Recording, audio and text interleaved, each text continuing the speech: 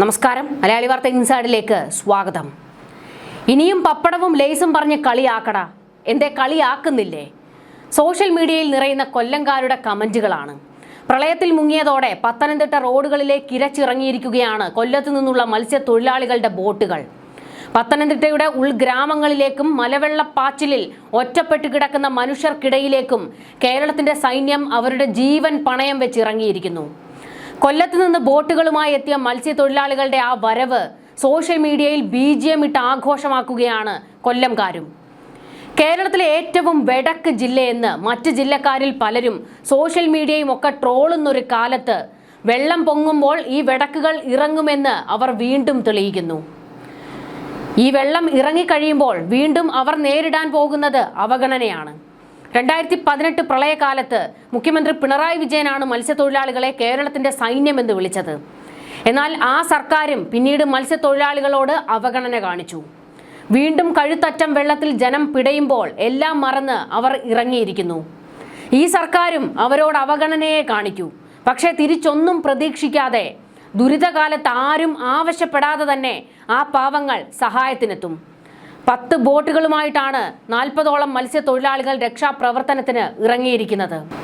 കേരളത്തിന്റെ ഏതെങ്കിലും ഭാഗത്തൊരു തല്ല് നടന്നാൽ ഇത് കൊല്ലംകാരാണെന്ന് സോഷ്യൽ മീഡിയയിൽ കമന്റോട് കമന്റാണ്. ഏത് ജില്ലയാണെന്ന് വാർത്തയിൽ പറയുന്നതിന് മുന്നേ തന്നെ മലയാളികൾ ഇത് കൊല്ലം തന്നെയാണെന്ന് അവരങ്ങ് ഉറപ്പിക്കും. പപ്പടത്തിനും ലേസിനും കപ്പലണ്ടയ്ക്കും വരെ അടിയുണ്ടാക്കി. തല്ല് നാടെന്ന് പേരെടുത്ത ജില്ല അതാണ് കൊല്ലം. കൊല്ലത്ത് എവിടെയെങ്കിലും അടി നടന്നാൽ അത് വാർത്തയാക്കാൻ ചാനലുകളും മത്സരിക്കും. കാരണം ആ വാർത്തയ്ക്ക് നല്ല വൈറാലിറ്റി ഉണ്ട്. പരിഹസിക്കുകയും ട്രോളുകയും ചെയ്ത അതേ പ്ലാറ്റ്ഫോമുകൾ ഇന്ന് കൊല്ലത്തെ മത്സ്യത്തൊഴിലാളികളെ അഭിനന്ദിക്കുകയാണ്. ഞങ്ങളുടെ സൈന്യം ഇറങ്ങി എന്ന് പറഞ്ഞുകൊണ്ടാണ് സോഷ്യൽ മീഡിയയിൽ ഇപ്പോൾ പല റീലുകളും പോകുന്നത്. പത്തനംതിട്ടയിലേക്ക് മത്സ്യത്തൊഴിലാളികൾ അവരുടെ ബോട്ടുമായി ഇറങ്ങിയതോടെ ആ ജില്ല വലിയൊരു ആശ്വാസത്തിലാണ്. കാരണം റാന്നിയും ആറന്മുളയും തുടങ്ങിയ ഒരുപാട് പ്രദേശങ്ങളാണ് ഒറ്റപ്പെട്ട് കിടക്കുന്നത്. വീടുകളിലേക്കും കടകളിലേക്കും ഒക്കെ വെള്ളം ഇരച്ചു കയറി ജനങ്ങൾക്ക് പുറത്തേക്ക് പോലും ഇറങ്ങാൻ കഴിയാത്ത സാഹചര്യം. ഭക്ഷണവും വെള്ളവും ഇല്ലാതെ ദുരിതത്തിൽ കഴിയുന്ന മനുഷ്യർ, അതാണിപ്പോൾ പത്തനംതിട്ടയുടെ ഒരു അവസ്ഥ. അവിടേക്കാണ്, ആ പ്രശ്നബാധിത മേഖലകളിലേക്കാണ് മത്സ്യത്തൊഴിലാളികൾ അവർ മറ്റൊന്നും പ്രതീക്ഷിക്കാതെ സുരക്ഷ പോലും നോക്കാതെ രക്ഷാപ്രവർത്തനത്തിന് ഇറങ്ങിയിരിക്കുന്നത്. ആ മനുഷ്യർക്ക് കയ്യടി കൊടുക്കണം. കാരണം എല്ലാ കാലത്തും 2018 മുതൽ കേരളം ഓരോ വർഷത്തിലും പ്രളയ ദുരന്തത്തിലൂടെയാണ് കടന്നു പോകുന്നത്. അപ്പോഴൊക്കെയും മത്സ്യത്തൊഴിലാളികൾ രംഗത്തിറങ്ങാറുണ്ട്. അവർ ആരും ആഹ്വാനം ചെയ്യാതെ തന്നെ സ്വയമേ രക്ഷാപ്രവർത്തനത്തിന് വേണ്ടി ഇറങ്ങുന്നവരാണ്.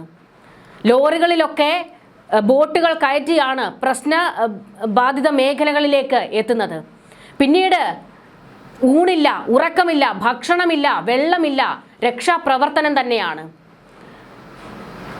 ചെറിയ റോഡുകളിലൂടെയും മരങ്ങൾ കടപുഴകി വീഴുന്ന മരങ്ങൾക്കിടയിലൂടെയും ഒക്കെയാണ് ബോട്ടുകളിലൂടെ ഇവർ രക്ഷാപ്രവർത്തനത്തിന് ഓരോ മനുഷ്യരുടെയും അടുത്തേക്ക് എത്തിക്കൊണ്ടിരിക്കുന്നത്. നൂറ്റാണ്ടിലെ ആദ്യ പ്രളയം മലയാളി അനുഭവിച്ചത് 2018 പിന്നെ 2019. 2 പ്രളയത്തിലും പ്രളയ ജലത്തെ വകഞ്ഞു മാറ്റി കുതിച്ചെത്തിയത് പിന്നീട് മുഖ്യമന്ത്രി പിണറായി വിജയൻ കേരളത്തിന്റെ സൈന്യമെന്ന് വിശേഷിപ്പിച്ച മത്സ്യത്തൊഴിലാളികൾ തന്നെയാണ്. ഇന്ന് അവർക്കൊരു ഗ്രൂപ്പുണ്ട്. ഈ മത്സ്യത്തൊഴിലാളികൾ എല്ലാവരും ചേർന്നുള്ള ഒരു ഗ്രൂപ്പ്.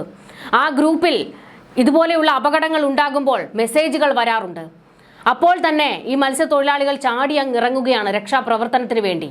2018 പ്രളയത്തിന് ശേഷം 2 വർഷത്തിന് ശേഷമാണ് ഈ മത്സ്യത്തൊഴിലാളികൾ എല്ലാവരും കൂടി ഒന്നിച്ചു ചേർന്ന് ഒരു വാട്സാപ്പ് കൂട്ടായ്മ ഉണ്ടാക്കിയത്. കേരളത്തിന്റെ സൈന്യം എന്നാണ് ആ ഗ്രൂപ്പിന്റെ പേര്. ഇന്ന് ആഴക്കടലിലെയും പൊഴിമുഖത്തെയും അപകടങ്ങൾ ആദ്യം അറിയുകയും രക്ഷാപ്രവർത്തനത്തിനായി ആദ്യം ഓടിയെത്തുകയും ചെയ്യുന്നു. കേരള തീരത്തങ്ങോളം ഇങ്ങോളമുള്ള ഈ ഗ്രൂപ്പിലെ ഓരോ അംഗങ്ങളും വിജിലന്റ് ആണ്. പ്രളയത്തിന് പിന്നാലെ രൂപപ്പെട്ട ഗ്രൂപ്പാണിത്. ഇന്ന് വീണ്ടും ആ രക്ഷാപ്രവർത്തനത്തിന് വേണ്ടി സജീവമായിരിക്കുകയാണ് ഈ ഗ്രൂപ്പ്. കേരളത്തിന്റെ ഏതാണ്ട് 600 കിലോമീറ്റർ തീരത്തെ മത്സ്യത്തൊഴിലാളികൾ കൊല്ലം, പത്തനംതിട്ട, ആലപ്പുഴ, കൊച്ചിയുടെ ഉൾഗ്രാമങ്ങളിലൂടെ ആരെങ്കിലും ഒറ്റപ്പെട്ട് കിടക്കുന്നുണ്ടോ, ആളുണ്ടോ, ഏയ് ഓയ് എന്നൊക്കെ വിളിച്ചുകൊണ്ട് തൊണ്ട പൊട്ടിച്ച് തെങ്ങുകൾക്കിടയിലൂടെ, മരങ്ങൾക്കിടയിലൂടെ, വീടിന്റെ പടിക്കൽ വരെ റോഡിലൂടെയും പറമ്പുകളിലൂടെയും ഒക്കെ വള്ളം തുഴഞ്ഞ് എത്തിയത്. 2018 ആ കാഴ്ച കേരളം ഇന്നും മറക്കില്ല. ആയിരങ്ങളെയാണ് അവർ സുരക്ഷിത സ്ഥാനത്തേക്ക് എത്തിച്ചത്. ദിവസങ്ങൾക്കുള്ളിൽ വെള്ളം ഇറങ്ങിപ്പോയി. വള്ളങ്ങൾ തിരികെ വലിയ ലോറികളിൽ കയറ്റി തീരങ്ങളിലേക്ക് തിരിച്ചെത്തി. പ്രളയബാധിത പ്രദേശങ്ങളിലെ ക്യാമ്പുകളിലേക്ക് മാറിയവർ അവരുടെ വീടുകളിലേക്കും തിരിച്ചെത്തി. വള്ളം കയറ്റിയ ലോറിയോടൊപ്പം പല മത്സ്യത്തൊഴിലാളികളും തീരദേശത്തെ തങ്ങളുടെ വീടുകളിൽ തിരിച്ചെത്തിയപ്പോഴേക്കും അവർ കണ്ടത് വീട് നിന്നിരുന്ന പറമ്പോടെ കടൽ വലിച്ചെടുത്തുകൊണ്ട് പോകുന്ന കാഴ്ചയാണ്. അതായത് സ്വന്തം കുടുംബത്തിന്റെ പോലും സുരക്ഷ മറന്നുകൊണ്ടാണ് അവർ കേരളത്തിലെ ഓരോ വെള്ളം കയറിയ പ്രദേശങ്ങളിലേക്കും രക്ഷാപ്രവർത്തനത്തിന് എത്തിയത്. അവരുടെ കുടുംബാംഗങ്ങൾ അടുത്തുള്ള സ്കൂളുകളിലെ താൽക്കാലിക ക്യാമ്പുകളിലേക്ക് മാറിയത്. 2018 ആ കാഴ്ചകൾ കേരളത്തിന് മറക്കാൻ കഴിയുമോ? മറക്കരുത്. മറന്നുപോയാൽ അത് നമ്മൾ മത്സ്യത്തൊഴിലാളികളോട് ചെയ്യുന്ന നന്ദികേടായി മാറും. ഒടുവിൽ പ്രളയാനന്തരം മുഖ്യമന്ത്രി ജനങ്ങളോട് സംസാരിക്കവേ പ്രളയകാല രക്ഷാപ്രവർത്തകരെ കേരളത്തിന്റെ സൈന്യം എന്ന് അഭിസംബോധന ചെയ്തു. നഷ്ടങ്ങളെക്കാളേറെ ജീവിതത്തിൽ ഏറ്റവും സന്തോഷിച്ച ദിവസമായിരുന്നു അതെന്ന് മത്സ്യത്തൊഴിലാളികൾ പറഞ്ഞത് ഇപ്പോഴും ഓർക്കുന്നുണ്ട്. ആ ഒരൊറ്റ അഭിസംബോധനയിൽ മത്സ്യത്തൊഴിലാളികൾ അവരുടെ നഷ്ടങ്ങളൊക്കെയും മറന്നു. പ്രളയകാലം പിന്നെ വാട്സാപ്പ് സൗഹൃദങ്ങളിലേക്ക് വികസിച്ചു. പിന്നീട് പലർ പല നാട്ടിൽ നിന്ന് ഒത്തുകൂടിയപ്പോൾ അതൊരു വലിയ സൗഹൃദ കൂട്ടായ്മയായി മാറി. കൂട്ടായ്മയ്ക്ക് ഒരു പേരെന്ന ആവശ്യത്തിലേക്ക് ഭൂരിപക്ഷവും നിർദ്ദേശിച്ചത് കേരളത്തിന്റെ സൈന്യം എന്നായിരുന്നു. മഴക്കാലത്ത് ഉൾക്കടലിൽ പെട്ടുപോകുന്ന വള്ളങ്ങൾക്ക് കരയിലേക്കുള്ള വഴി കാട്ടാൻ തീരസേന പോലും മടിച്ചു നിൽക്കുമ്പോൾ, കടലിന്റെ വിശ്വാസത്തിൽ ആ ദൗത്യം സ്വയമേ ഏറ്റെടുത്ത് കൂടെയുള്ളവർ പോകുമ്പോൾ, ഒപ്പം വിവരങ്ങൾ അന്വേഷിച്ച് കരയിലും ഒരു കൂട്ടം മനുഷ്യരുണ്ടാകും. താനൂരിലെ ബോട്ട് അപകടത്തിലും മുതലപ്പൊഴിയിലെ അപകടങ്ങളിലും കോഴിക്കോട് ബോട്ട് കത്തിയപ്പോഴും ഗ്രൂപ്പിലെ അംഗങ്ങൾ പ്രശ്നങ്ങളിൽ ഇടപെട്ടു. രക്ഷാദൗത്യങ്ങൾ ഏകോപിപ്പിച്ചു. ഒന്നിച്ചു നിന്നു അവർ. ആ ഗ്രൂപ്പിൽ അഡ്മിൻ വെച്ചിരിക്കുന്ന ഒരു നിർദ്ദേശമുണ്ട്. അതാണ് ഏറ്റവും പ്രത്യേകതയുള്ളത്. അതായത് ഇവിടെ രാഷ്ട്രീയം പറയരുത്, രാഷ്ട്രീയ ചർച്ചകൾ കൊണ്ടുവരരുത്, അതിൻ്റെ ചിത്രങ്ങളോ ദൃശ്യങ്ങളോ ഒന്നും ഈ ഗ്രൂപ്പിൽ ഇടരുത് എന്നുള്ളത്. അതായത് അവിടെ രാഷ്ട്രീയമില്ല, മതമോ ജാതിയോ കൊടിയുടെ നിറമോ ഒന്നുമില്ല. ഒറ്റക്കെട്ട് എന്നുള്ളതാണ് ഈ മത്സ്യത്തൊഴിലാളികളുടെ ഗ്രൂപ്പിൻ്റെ ഏറ്റവും പ്രത്യേകത. ഒന്നിച്ചു നിന്ന എല്ലാത്തിനെയും നേരിടാം എന്നാണ് അവർ പറയുന്നത്. 2018 മുതലുള്ള പ്രളയം നമ്മളെ പഠിപ്പിക്കുന്നതും അതുതന്നെയാണ്. രക്ഷാപ്രവർത്തനത്തിനു വേണ്ടി ഓരോരുത്തരായിട്ടാണ് ഇറങ്ങിത്തിരിക്കുന്നത്. ഇന്നിപ്പോൾ പത്തനംതിട്ടയും അതുപോലെ തന്നെ കോട്ടയവും ഒക്കെ ഒറ്റപ്പെട്ട് കിടക്കുമ്പോൾ വാട്സാപ്പ് ഗ്രൂപ്പുകളിൽ, അതായത് അവരുടെ വാട്സാപ്പ് ഗ്രൂപ്പിലേക്ക്, കേരളത്തിന്റെ സൈന്യം എന്ന വാട്സാപ്പ് ഗ്രൂപ്പിലേക്ക് മെസ്സേജുകൾ എത്തിക്കൊണ്ടിരിക്കുകയാണ്. ഇന്ന പ്രദേശത്ത് പ്രശ്നമുണ്ട്, അവിടെ ആളുകൾ ഒറ്റപ്പെട്ട് കിടക്കുകയാണ്. അവിടങ്ങളിലേക്കൊക്കെ ആ മനുഷ്യരങ്ങ് ഇറങ്ങുകയാണെന്നേ, ഒരു സൈന്യത്തെ പോലെ. അവിടെയാണ് നമ്മൾ കൊല്ലത്ത് നടന്ന, അതായത് ഇത്രത്തോളം വലിയ ഒരു സഹായം കേരളത്തിന് ചെയ്യുന്ന ആ മനുഷ്യരെ നമ്മൾ കൊല്ലത്ത് തല്ലുണ്ടായി എന്ന് പറഞ്ഞുകൊണ്ട് ആക്ഷേപിക്കുന്നത്. മാധ്യമങ്ങൾ പോലും ആക്ഷേപിച്ചുകൊണ്ടാണ് ആ വാർത്തകളൊക്കെ കൊടുക്കുന്നത്. അതായത് കൊല്ലംകാർക്ക് തല്ലാൻ മാത്രമേ അറിയാവൂ എന്നൊക്കെ. എന്നാൽ ഇന്നിപ്പോൾ രക്ഷാപ്രവർത്തനത്തിന് വേണ്ടി കൊല്ലത്ത് നിന്നുള്ള മത്സ്യത്തൊഴിലാളികൾ ഇറങ്ങിയപ്പോൾ കൊല്ലം വലിയ അഭിമാനത്തിലാണ്. അവർ തല ഉയർത്തിപ്പിടിക്കുകയാണ്. ഞങ്ങൾക്ക് തല്ലാൻ മാത്രമല്ല, തലോടാനും രക്ഷിക്കാനും ഒക്കെ അറിയാമെന്നാണ് സോഷ്യൽ മീഡിയയിൽ അവർ കമൻറ്റുകൾ ഇടുന്നത്. കാരണം അവരുടെ ദിവസമാണ്, അവരുടെ സമയമാണ് ഇപ്പോൾ. രക്ഷാപ്രവർത്തനത്തിന് വേണ്ടി രക്ഷകരായിട്ടാണ് അവർ നിൽക്കുന്നത്. നിസ്സാര ജോലിയൊന്നും അല്ല അവർ ചെയ്യുന്നത്. ഇവിടെയാണ് പപ്പടത്തിനും ലേസിനും കപ്പലണ്ടിക്കും വേണ്ടിയൊക്കെ നടന്ന അടിയുടെ പേരിൽ നമ്മൾ കൊല്ലംകാരെ പലപ്പോഴും ട്രോളുന്നത്. ഈ അടിയുടെ കാരണങ്ങൾ കൂടി നമുക്കൊന്ന് പരിശോധിക്കണം. ലേസ്, പപ്പടം, കപ്പലണ്ടി, ഐസ്ക്രീം എന്നിവയുടെ പേരിലുണ്ടായ ഒറ്റപ്പെട്ട അടിപിടി സംഭവങ്ങൾ സോഷ്യൽ മീഡിയ ട്രോളുകളിലൂടെ വലിയ രീതിയിൽ പ്രചരിച്ചതാണ് കൊല്ലം ജില്ല ട്രോളന്മാർക്കിടയിൽ തല്ലിൻ്റെ പേരിൽ പഴി കേൾക്കേണ്ടി വന്നത്. യഥാർത്ഥത്തിൽ ചില സംഭവങ്ങൾ മറ്റ് ജില്ലകളിലാണ് നടന്നതെങ്കിലും ട്രോളുകളിൽ ഇത് മൊത്തമായി കൊല്ലത്തിൻ്റെ അക്കൗണ്ടിലാണ് എഴുതപ്പെട്ടത്. ലെയ്സ് തല്ല്. കൊല്ലം വാളത്തുങ്കലിൽ ലെയ്സ് പാക്കറ്റ് നൽകാത്തതിൻ്റെ പേരിൽ യുവാവിനെ ഒരു സംഘം മർദ്ദിച്ച വാർത്ത വലിയ രീതിയിൽ മാധ്യമങ്ങൾ വന്നിരുന്നു. ഇതോടെ സോഷ്യൽ മീഡിയയിൽ കൊല്ലത്ത് ലെയ്സ് ചോദിച്ചാൽ തല്ല് കിട്ടും എന്ന രീതിയിൽ വലിയ ട്രോൾ പരമ്പര തന്നെ ഇറങ്ങി. പിന്നെ പപ്പടത്തല്ല്. യഥാർത്ഥത്തിൽ ഇത് സംഭവിച്ചത് ആലപ്പുഴയിലാണ്. ഒരു കല്യാണ സദ്യക്കിടയിൽ അധികം പപ്പടം ചോദിച്ചതിനെ ചൊല്ലി ഓഡിറ്റോറിയം യുദ്ധക്കളമായ പ്രശസ്തമായ പപ്പടത്തല്ല് നടന്നത് ആലപ്പുഴ ജില്ലയിലെ ഹരിപ്പാടാണ്. ഈ സംഭവം ആലപ്പുഴയിലാണ് നടന്നതെങ്കിലും ഭക്ഷണത്തിന്റെ പേരിൽ അടി ഉണ്ടാക്കുന്നവർ എന്ന പേരിൽ ട്രോളന്മാർ ഇതിന്റെ പഴിയും കൊല്ലം ജില്ലയുടെ തലയിൽ കെട്ടിവെച്ചു. പിന്നെ കപ്പലണ്ടിത്തല്ല്.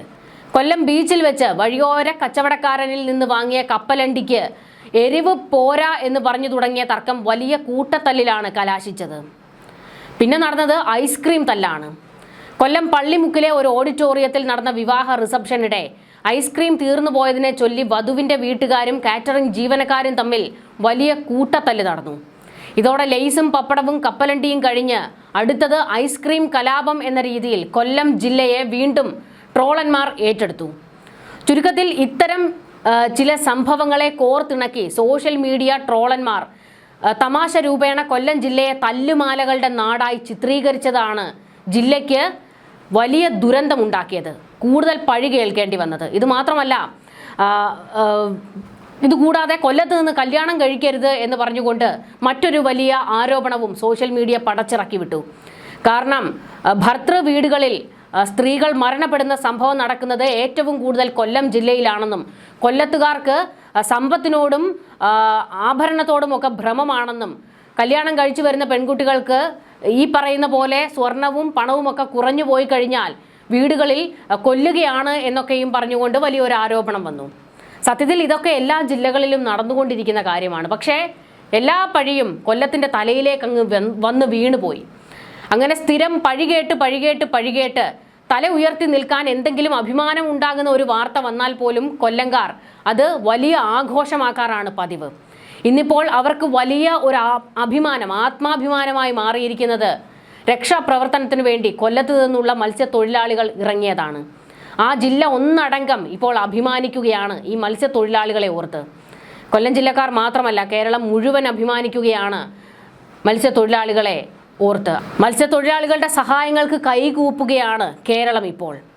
പത്തനംതിട്ട വലിയ പ്രതിസന്ധിയിലൂടെയാണ് കടന്നു പോകുന്നത്. ജില്ലയിൽ പ്രളയഭീതി നിലനിൽക്കുന്ന സ്ഥലങ്ങളിൽ ജാഗ്രതാ അനൗൺസ്മെന്റുകൾ ആരംഭിച്ചിട്ടുണ്ട്. പെരുന്നാട് ഗ്രാമപഞ്ചായത്തിൽ വാഹനം ഉപയോഗിച്ചുള്ള ജാഗ്രതാ അനൗൺസ്മെന്റ് നൽകുന്നുണ്ട്. ജില്ലയിലെ വനമേഖലയിൽ മണ്ണിടിച്ചിൽ, ഉരുൾപൊട്ടൽ തുടങ്ങിയവയ്ക്ക് സാധ്യതയുണ്ടെന്ന് മുന്നറിയിപ്പുണ്ട്. കക്കാട്ടാർ, പമ്പയാർ തീരത്ത് ജാഗ്രത പാലിക്കണം എന്ന മുന്നറിയിപ്പും നൽകി. അപകടകരമായ സാഹചര്യത്തിൽ ഒഴിപ്പിക്കൽ ശ്രമിച്ചാൽ സഹകരിക്കണമെന്നും ക്യാമ്പുകളിലേക്ക് മാറാൻ വൈമുഖ്യം കാണിക്കരുതെന്നും ഓർമ്മിപ്പിച്ചുകൊണ്ടാണ് ജാഗ്രതാ അനൗൺസ്മെന്റ്. പല വീടുകളിൽ നിന്നും ജനങ്ങൾ ക്യാമ്പുകളിലേക്ക് മാറാൻ തയ്യാറാകുന്നില്ല. ശരിയാണ്, ഒരു ആയുഷ്കാലത്തെ സമ്പാദ്യം കൊണ്ട് മനുഷ്യർ കെട്ടിപ്പൊക്കിയതാണ് ഓരോ വീടും. പക്ഷേ ജീവൻ അതിനേക്കാൾ വിലയുണ്ടല്ലോ. അതുകൊണ്ടാണ് പറയുന്നത്, പ്രതിസന്ധി കൂടുതൽ രൂക്ഷമാക്കരുത്, ജനങ്ങൾ സുരക്ഷിത സ്ഥാനങ്ങളിലേക്ക് മാറാൻ സഹകരിക്കുക എന്നുള്ളതാണ് ഈ ഘട്ടത്തിൽ പറയാനുള്ളത്. ഞായറാഴ്ച രാത്രിയിലും തിങ്കളാഴ്ച പകലുമായിട്ടൊക്കെ വലിയ രീതിയിൽ മഴ പെയ്തുകൊണ്ടിരിക്കുകയാണ് പത്തനംതിട്ടയിൽ. ഇപ്പോൾ ലഭിക്കുന്ന കാലാവസ്ഥാ മുന്നറിയിപ്പ് പ്രകാരം ജാഗ്രത വേണം എന്ന് മന്ത്രി PC വിഷ്ണുനാഥും വ്യക്തമാക്കിയിട്ടുണ്ട്. പത്തനംതിട്ട ജില്ലയിലെ പ്രളയബാധിത പ്രദേശങ്ങളിലെ രക്ഷാപ്രവർത്തനങ്ങളുടെ ഏകോപന ചുമതലയുള്ള മന്ത്രി PC വിഷ്ണുനാഥ് മാധ്യമങ്ങളോടാണ് തനിക്ക് ലഭിച്ച കാലാവസ്ഥാ മുന്നറിയിപ്പ് പങ്കുവച്ചത്. ദുരന്ത നിവാരണ അതോറിറ്റിയുടെ മുന്നറിയിപ്പ് പ്രകാരം പമ്പയിൽ അതിതീവ്ര മുന്നറിയിപ്പാണ് നൽകിയിട്ടുള്ളത്. ഈ അവസരത്തിൽ രാഷ്ട്രീയ വേർതിരിവ് കാണിക്കാതെ ഒന്നിച്ചു നിൽക്കണം എന്ന് അദ്ദേഹം അഭ്യർത്ഥിച്ചു. ജില്ലയിലെ പ്രളയ സാധ്യതയുള്ള സ്ഥലങ്ങളിൽ പ്രത്യേക ശ്രദ്ധ നൽകണമെന്നും ആളുകളെ സുരക്ഷിത സ്ഥലങ്ങളിലേക്ക് മാറ്റണമെന്നും മന്ത്രി പറഞ്ഞു. താഴ്ന്ന പ്രദേശങ്ങളിൽ താമസിക്കുന്നവരും നദീ ജലനിരപ്പ് ഉയർന്നാൽ അപകടത്തിലാവാൻ സാധ്യതയുള്ള സ്ഥലങ്ങളിൽ ഉള്ളവരും ജാഗ്രത പാലിക്കണം. അധികൃതരുടെ നിർദ്ദേശങ്ങൾ പാലിക്കണമെന്നും മന്ത്രി വ്യക്തമാക്കി. പത്തനംതിട്ടയിൽ നിലവിൽ 95 ക്യാമ്പുകളാണ് പ്രവർത്തിക്കുന്നത്. 3568 പേർ ഈ ക്യാമ്പുകളിലുണ്ട്. 2018 പ്രളയത്തിന് ശേഷം നദികളിൽ അടിഞ്ഞുകൂടിയ മണലും ചെളിയും മാറ്റുന്നതിൽ ശ്രദ്ധ നൽകണമെന്നും മന്ത്രി പറഞ്ഞു. 2.5 വർഷമായി മണിയാർ ഡാമിന്റെ ഷട്ടർ തുറന്നു കിടക്കുകയാണ്. യുദ്ധകാല അടിസ്ഥാനത്തിൽ അറ്റകുറ്റപ്പണി പൂർത്തിയാക്കണമെന്ന് ബന്ധപ്പെട്ട മന്ത്രിമാരെ അറിയിച്ചിട്ടുണ്ട്. കോൺഗ്രസുകാരെ മാത്രം ഉൾപ്പെടുത്തി താൻ മീറ്റിംഗ് വിളിച്ചുവെന്ന പ്രതിപക്ഷ ആരോപണത്തെയും മന്ത്രി PC വിഷ്ണുനാഥ് തള്ളി. മീറ്റിംഗിന്റെ ഫോട്ടോ സഹിതം പത്രസമ്മേളനത്തിൽ പുറത്തുവിട്ടാണ് മന്ത്രി ആരോപണം നിഷേധിച്ചത്. MLA-മാർക്കും മറ്റ് ജനപ്രതിനിധികൾക്കും പുറമെ മുതിർന്ന ഉദ്യോഗസ്ഥരും ചർച്ചയിൽ പങ്കെടുത്തിരുന്നു. ജില്ലയിലെ പ്രളയബാധിതമായ വാർഡുകൾക്ക് 25,000 രൂപ വീതം ശുചീകരണത്തിനായി ജില്ലാ ഭരണകൂടം അനുവദിച്ചുവെന്നും മന്ത്രി പറഞ്ഞു. ഈ തുക ശുചീകരണത്തിന് മാത്രമായുള്ളതാണ്. ഇതുകൂടാതെ ദുരിതാശ്വാസ ക്യാമ്പുകളുടെ നടത്തിപ്പിനും 1 ലക്ഷം രൂപ അനുവദിക്കും. വെള്ളപ്പൊക്കത്തിൽ നാശനഷ്ടം ഉണ്ടായവർക്കുള്ള നഷ്ടപരിഹാരം ക്യാബിനറ്റ് കൂടി തീരുമാനിക്കുമെന്നും മന്ത്രി പറഞ്ഞു. പത്തനംതിട്ട മൂഴിയാർ ഡാമിന്റെ ഒരു ഷട്ടർ 15 സെന്റിമീറ്റർ ഉയർത്തിയിട്ടുണ്ട്. കക്കാട്ടാറിന്റെയും പമ്പ നദിയുടെയും തീരത്തുള്ളവർ ജാഗ്രത പാലിക്കണം. നദിയിൽ ഇറങ്ങുന്നത് ഒഴിവാക്കണം. മൂഴിയാർ ഡാമിന്റെ വൃഷ്ടി പ്രദേശത്ത് ശക്തമായ മഴ തുടരുകയാണ്. ഇതോടെയാണ് ഡാമിലെ ജലനിരപ്പ് റെഡ് അലേർട്ട് ലെവലായ 190 മീറ്റർ എത്തിയിരുന്നു. ജലനിരപ്പ് പരമാവധി നിലയായ 192.63 മീറ്റർ എത്തിയതോടെയാണ് ഡാമിന്റെ ഷട്ടറുകൾ ഉയർത്തിയത്. പത്തനംതിട്ട സീതത്തോട് പഞ്ചായത്തിലാണ് കോൺക്രീറ്റ് ഗ്രാവിറ്റി ഡാമായ മൂഴിയാർ സ്ഥിതി ചെയ്യുന്നത്. പമ്പാ തടത്തിലുള്ള കക്കാട്ടാറിന് കുറുകെയാണ് ഡാം നിർമ്മിച്ചിരിക്കുന്നത്. കക്കാട് വൈദ്യുത പദ്ധതിയുടെ ഭാഗമാണ് 176.5 മീറ്റർ നീളമുള്ള അണക്കെട്ട്. 192.94 മീറ്ററാണ് പരമാവധി ജലനിരപ്പ്. 1.50 മില്യൺ ക്യൂബിക് മീറ്റർ സംഭരണ ശേഷിയുള്ള അണക്കെട്ടിന് 3 സ്പിൽവേ ഷട്ടറുകളുണ്ട്. ഓരോന്നിനും 7.68 മീറ്റർ ഉയരവും 6.70 മീറ്റർ വീതിയുമുണ്ട്. ജലനിരപ്പ് 190 മീറ്റർ എത്തുമ്പോൾ റെഡ് അലേർട്ട് പുറപ്പെടുവിക്കും. തിങ്കളാഴ്ച രാവിലെ 7 മണിയോടെ ജലനിരപ്പ് 190.45 മീറ്ററിലേക്ക് എത്തിയിരുന്നു. കേരളത്തിൽ പല ജില്ലകളിലായി മഴ അതിശക്തമായി മാറിക്കൊണ്ടിരിക്കുകയാണ്. പല ജില്ലകളും ഇപ്പോൾ വെള്ളത്തിനടിയിലായിരിക്കുന്നു എന്ന് വേണം പറയാൻ. അലേർട്ടുകൾ പ്രഖ്യാപിച്ചിരിക്കുകയാണ്. ഓറഞ്ച് അലേർട്ട് എവിടേക്കാണെന്ന് നോക്കാം. തിങ്കളാഴ്ച, അതായത് ഇന്ന് പത്തനംതിട്ട, ആലപ്പുഴ, കോട്ടയം, ഇടുക്കി, എറണാകുളം, മലപ്പുറം, കോഴിക്കോട്, വയനാട്, കണ്ണൂർ, കാസർഗോഡ് ജില്ലകൾക്കാണ്. ജില്ലകളിൽ കേന്ദ്ര കാലാവസ്ഥാ വകുപ്പ് ഓറഞ്ച് അലേർട്ട് പ്രഖ്യാപിച്ചിരിക്കുന്നത്. ഒറ്റപ്പെട്ട ഇടങ്ങളിൽ അതിശക്തമായ മഴയ്ക്കുള്ള സാധ്യതയാണ് പ്രവചിച്ചിരിക്കുന്നത്. ഇടിമിന്നലോട് കൂടിയ മഴയാണ് പ്രതീക്ഷിക്കുന്നത്. അതുകൊണ്ട് തന്നെ ഏറ്റവും ജാഗ്രത പാലിക്കുക. യെല്ലോ അലേർട്ട് പുറപ്പെടുവിച്ചിരിക്കുന്നത് തിങ്കളാഴ്ച തിരുവനന്തപുരം, കൊല്ലം, തൃശൂർ, പാലക്കാട് ജില്ലകൾക്കാണ്. 4-ാം തീയതി പത്തനംതിട്ട, ആലപ്പുഴ, കോട്ടയം, ഇടുക്കി, എറണാകുളം, മലപ്പുറം, കോഴിക്കോട്, വയനാട്, കണ്ണൂർ, കാസർഗോഡ്. 6-ാം തീയതി പത്തനംതിട്ട, ആലപ്പുഴ, കോട്ടയം, ഇടുക്കി, എറണാകുളം, മലപ്പുറം, കോഴിക്കോട്, വയനാട്, കണ്ണൂർ, കാസർഗോഡ് ജില്ലകൾക്ക്. 7-ാം തീയതി പത്തനംതിട്ട, ആലപ്പുഴ, കോട്ടയം, ഇടുക്കി, എറണാകുളം, മലപ്പുറം, കോഴിക്കോട്, വയനാട്, കണ്ണൂർ, കാസർഗോഡ് എന്നീ ജില്ലകളിൽ കേന്ദ്ര കാലാവസ്ഥാ വകുപ്പ് യെല്ലോ അലേർട്ട് പ്രഖ്യാപിച്ചിരിക്കുന്നത്. ഒറ്റപ്പെട്ട ശക്തമായ മഴയ്ക്കുള്ള സാധ്യതയാണ് പ്രവചിച്ചത്. ജനങ്ങൾക്ക് പ്രത്യേക ജാഗ്രതാ നിർദ്ദേശവും ഇപ്പോൾ ഭരണകൂടം പുറപ്പെടുവിച്ചിട്ടുണ്ട്. ഉരുൾപൊട്ടൽ, മണ്ണിടിച്ചിൽ, മലവെള്ളപ്പാച്ചിൽ സാധ്യതയുള്ള പ്രദേശങ്ങളിൽ താമസിക്കുന്നവർ അധികൃതരുടെ നിർദ്ദേശാനുസരണം സുരക്ഷിതമായ സ്ഥലങ്ങളിലേക്ക് മാറി താമസിക്കണം. നദിക്കരകൾ, അണക്കെട്ടുകളുടെ കീഴ്പ്രദേശങ്ങൾ എന്നിവിടങ്ങളിൽ താമസിക്കുന്നവരും അപകട സാധ്യത മുൻകൂട്ടി കണ്ട് അധികൃതരുടെ നിർദ്ദേശാനുസരണം മാറി താമസിക്കേണ്ടതാണ്. ദുരന്ത സാധ്യതാ പ്രദേശങ്ങളിൽ താമസിക്കുന്നവർ നിർബന്ധമായും തങ്ങളുടെ പ്രദേശത്ത് ക്യാമ്പുകൾ തുറന്നു എന്നുറപ്പാക്കേണ്ടതും പകൽ സമയത്ത് തന്നെ അങ്ങോട്ട് മാറി താമസിക്കേണ്ടതുമാണ്. ഇതിനായി തദ്ദേശ സ്ഥാപന, റവന്യൂ അധികാരികളുമായി ബന്ധപ്പെടാവുന്നതാണ്.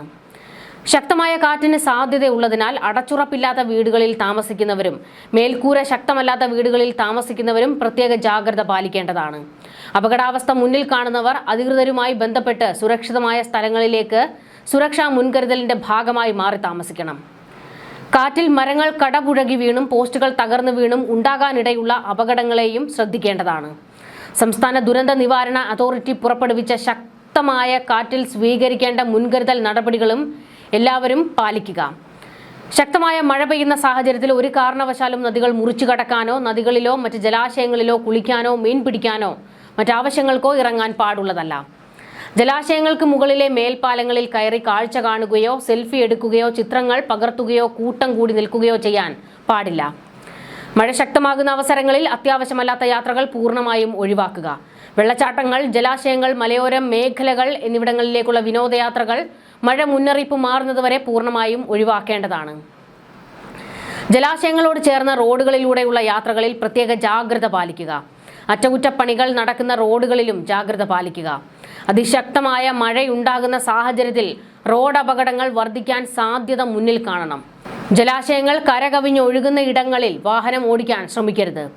സ്വകാര്യ പൊതു ഇടങ്ങളിൽ അപകടാവസ്ഥയിൽ നിൽക്കുന്ന മരങ്ങൾ, പോസ്റ്റുകൾ, ബോർഡുകൾ, മതിലുകൾ തുടങ്ങിയവ സുരക്ഷിതമാക്കേണ്ടതും മരങ്ങൾ കോതി ഒതുക്കുകയും ചെയ്യേണ്ടതാണ്. അപകടാവസ്ഥകൾ അധികൃതരുടെ ശ്രദ്ധയിൽ പെടുത്തേണ്ടതാണ്. ദുരന്ത സാധ്യതാ മേഖലകളിലുള്ളവർ ഒരു എമർജൻസി കിറ്റ് അടിയന്തരമായി തയ്യാറാക്കി വെക്കേണ്ടതാണ്. ഇതൊക്കെയാണ് പ്രത്യേക ജാഗ്രതാ നിർദ്ദേശങ്ങൾ. മറ്റൊരു കാര്യം എടുത്തു പറയാനുള്ളത്, ഇത്രത്തോളം വലിയ ദുരന്ത മുഖത്തിലൂടെ കേരളം കടന്നു പോകുമ്പോൾ പല ജില്ലകൾ പ്രളയ ദുരന്തം അനുഭവിച്ചുകൊണ്ടിരിക്കുമ്പോൾ അതിനിടയിൽ റീൽ എടുക്കാനായിട്ട് കുറേ പേർ ഇറങ്ങിയിട്ടുണ്ട്. ഈ രക്ഷാപ്രവർത്തനം നടക്കുന്ന ഇടങ്ങളിലൊക്കെ വലിയ ഡിസ്റ്റർബൻസ് ആണ് ഇവരുണ്ടാക്കുന്നത്. മത്സ്യത്തൊഴിലാളികളൊക്കെ രക്ഷാപ്രവർത്തനത്തിന് പോകുമ്പോൾ അതൊക്കെ റീലാക്കി കട്ട് ചെയ്ത് ഇട്ട് കാശുണ്ടാക്കാൻ ഒരു കൂട്ടർ ഇറങ്ങിയിരിക്കുകയാണ്. നിങ്ങൾ ഓർക്കുക, വലിയൊരു പ്രതിസന്ധിക്ക് നടുവിലാണ് നമ്മൾ നിൽക്കുന്നത്. രക്ഷാപ്രവർത്തനം ഏറ്റവും ശക്തമായി നടത്തേണ്ട ഒരു ഘട്ടം. അത്തരം ഘട്ടങ്ങളിൽ ഈ രക്ഷാപ്രവർത്തകർക്ക് ബുദ്ധിമുട്ടുണ്ടാക്കാതിരിക്കുക. നിങ്ങളുടെ റീലുകളുമായി മാറിപ്പോകുക, അല്ലെങ്കിൽ ജനങ്ങൾ ഇടപെടുന്ന ഒരു സാഹചര്യം ഉണ്ടാകും. ന്യൂസ് ഡെസ്ക് മലയാളി വാർത്ത.